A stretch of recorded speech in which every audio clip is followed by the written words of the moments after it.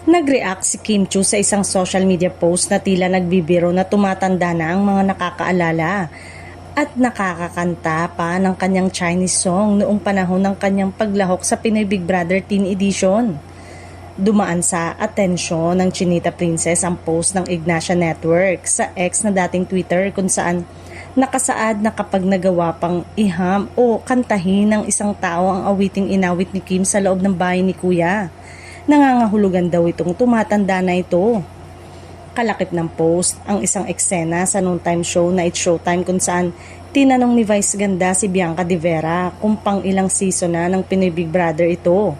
Itinuro pa ni Vice si Kim Chiu bilang isa sa mga unang produkto ng teen edition ng reality show at pinakanta pa siya ng Chinese song na naging paborito ng maraming manonood noon. Nakasulat pa sa naturang post, Showtime highlights, if you catch yourself humming Kim's song, it means you're getting old already. Hindi naman ito pinalampas ni Kim at pabirong sumagot sa nasabing post.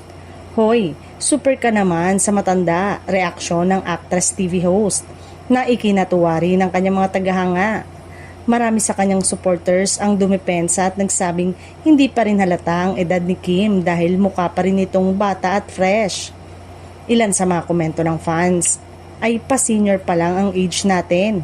Papunta pa lang sa matanda at parang sweet 16 pa rin, tignan.